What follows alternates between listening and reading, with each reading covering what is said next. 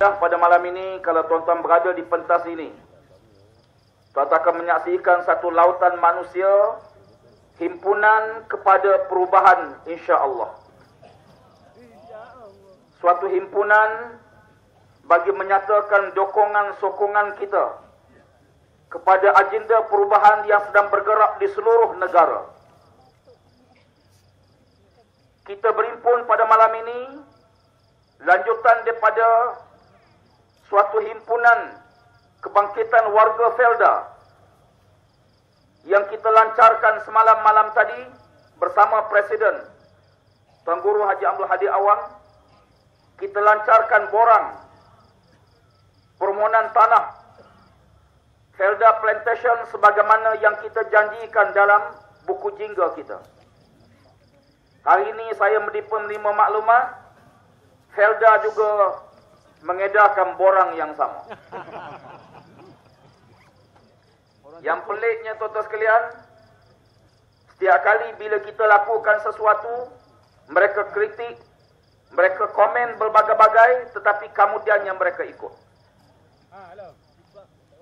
Kita berjanji pada rakyat, dan janji ini komitmen kita dalam Pakatan Rakyat. Kita lihat bagaimana mereka menggunakan pelbagai media untuk menyerang cadangan kita dalam buku jingga. Mereka mengganggarkan bahawa kalau sekiranya ini berlaku, negara akan bankrupt. Kemudian satu demi satu mereka tiru. Tidak lain tidak bukan, mereka cuba menumpukan mengalih perhatian kita semua untuk melihat kepada isu-isu yang sengaja mereka wujudkan bagi mengalih perhatian rakyat terhadap isu sebenar yang mereka alami. Saya ingat satu kajian dibuat di India. Kenapa filem-filem Hindustan ni pelakon dia lawa-lawa? Rumahnya besar-besar. Kereta cantik. Satu lagu 7 kali tukar baju. 7 gerabak kereta api. Sedangkan realiti masyarakat dia tidak begitu. Realiti masyarakat India tidak sebagaimana digambarkan dalam filem-filem. Mereka sebenarnya susah. Tetapi filem-filemnya digambarkan dengan gambaran yang menarik. Rupanya satu kajian dibuat, memang ini suatu agenda yang dibuat oleh pemerintah untuk meredakan kemarahan golongan-golongan marahin, golongan bawahan terhadap pemimpin. Mereka masuk ke panggung wayang, tengok seronok. Duk haya dengan wanita cantik, duk haya dengan rumah yang besar, duk haya dengan kereta yang mewah, duk haya dengan banglo yang mewah. Dia lupa rumah dia nak roboh. Ini yang UMNO buat. Hari ini mereka berhimpun 1 juta belia. Mereka bawa ke Putrajaya. Mereka alih perhatian dengan isu-isu yang mereka wujudkan. Bahayanya tuan sekalian, isu yang mereka wujud ini boleh melibatkan soal hukum. Yang ada implikasi hukum dari sudut syarak. Kita orang Islam, kita kena lihat bahawa sesuatu yang berlaku mesti mengikut panduan yang digaris oleh Allah. Ini yang kita doa. Setiap kali waktu sembahyang kita baca Fatihah. Dalam Fatihah yang kita minta satu je. Kalau tuan-tuan sembahyang berjamaah di mana-mana, bergema amin makmum. Bila mana mendengar doa, habis saja Fatihah imam, lalu makmum jawab amin. Apa makna amin? Istajib doaina ya Rabb. Perkenankanlah doa kami wahai Allah. Terimakanlah doa kami wahai Allah. Apa doa dia? Apakah doa tersebut? Satu je. Ihdinas siratal mustaqim. Ya Allah, tunjukkanlah kami jalan yang betul dengan kehendak-Mu ya Allah. Kerana kita berjalan mesti ada peraturan. Mesti ada kaedah. Tak boleh sembrono. Tak boleh guna akal. Sayyidina Umar Al-Khattab radhiyallahu anhu satu hari melihat Nabi mengambil wuduk pada musim sejuk. Nabi memakai khuf kasut daripada kulit supaya kaki tidak pecah yang dipakai pada musim sejuk. Tatkala mana Nabi mengambil wudu, bila sampai pada waktu membasuh kaki, Nabi tidak basuh di bahagian bawah. Nabi hanya sapu di bahagian atas khuf. Nabi tidak basuh, sedangkan yang kotor di bawah, yang kotornya tapak. Tiba-tiba Nabi menyapu bahagian atas. Berkata Sayyidina Umar Al-Khattab, kalaulah aku fikir agama dengan akalku, nescaya aku akan basuh di bawah. Kerana yang bawah itu kotor. Bermakna, agama tidak boleh kita guna akal. Kalau agama boleh digunakan akal, apa perlunya ada wahyu Allah? Apa perlunya Allah sebut? Allamal insan ma lam ya'lam. Allah utuskan Nabi Muhammad untuk mengajar perkara yang manusia tak tahu. Apa yang kita tak tahu? Kita tak tahu siapa Tuhan kalau tak ada Nabi. Kita tak tahu bagaimana berhubung dengan Tuhan kalau tak ada Nabi. Kita tak tahu apa matlamat hidup kalau tak ada Nabi. Kita tidak tahu mana halal dan mana haram kalau tak ada Nabi. Kita tidak tahu lepas kita mati apa berlaku dalam kubur kalau tidak ada Nabi. Demikian juga peraturan-peraturan hidup yang terikat dengan sistem yang diturun oleh Allah Subhanahu Wa Taala. Ambil contoh. Saya nak sebut ini tuan sekalian. UMNO menggunakan tuduhan-tuduhan yang melibatkan hukum qazaf. Hari ini kita mendapat berita di perkampungan Cina diedarkan klip-klip video. Dipostkan. Hampir ramai pemimpin-pemimpin terima. Implikasinya sangat bahaya. Bahayanya, bila mana ada orang yang melihat, lalu terus membuat tuduhan. Dan tuduhan ini melibatkan hukum.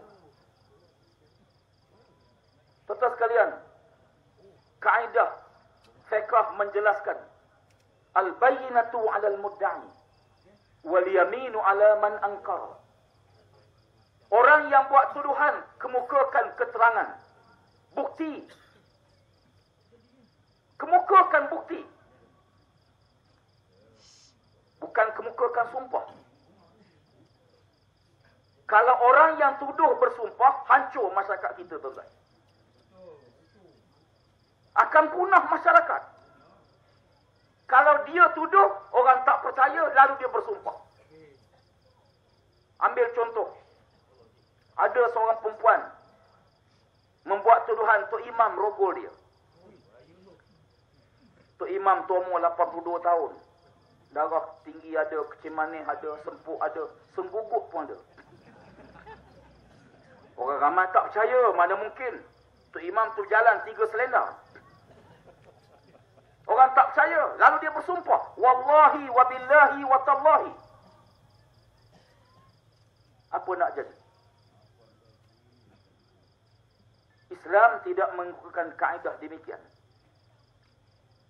Orang yang tuduh bawa saksi. Dalam kes zina. Ada yang kata zaman kita, mana mungkin dapat 4 orang saksi?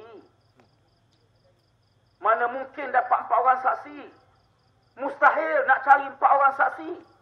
Saksi itu pula mesti laki-laki. Wanita tak boleh dalam masalah zina atau liwat. Syarat laki-laki. Ada yang kata mustahil zaman kita. Mana nak cari saksi 4 orang? Tuan-tuan, yang tak syarat ni bukan kita. Yang tak syarat ni bukan Nabi Muhammad. Yang tak syarat ni bukan ulama. Yang tak syarat ni Allah Ta'ala. Apakah Allah tak tahu payah zaman kita? Allah Maha mengetahui. Jangan jadi cerdik lebih pada Allah. Yang meletakkan syarat bukan kita. Bukan Nabi Muhammad. Allah letakkan syarat. Bila mana Allah letak syarat, menunjukkan kepada kita bukan zaman kita saja payah. Zaman Nabi pun payah. Payah kenapa? Nak cari laki-laki. Kenapa wanita tidak boleh? Kerana Allah muliakan wanita. Wanita dengan sifat malunya. Tak mungkin dia boleh cerita benda yang nampak dalam mahkamah.